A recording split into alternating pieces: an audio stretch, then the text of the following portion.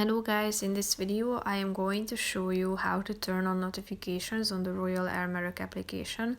But first I just want to mention, don't forget to subscribe to my channel because at 10,000 subscribers I am going to show you my whole YouTube revenue statistics and growth strategy, how to make money online. Now let's jump into it. First of all, open the application on your phone.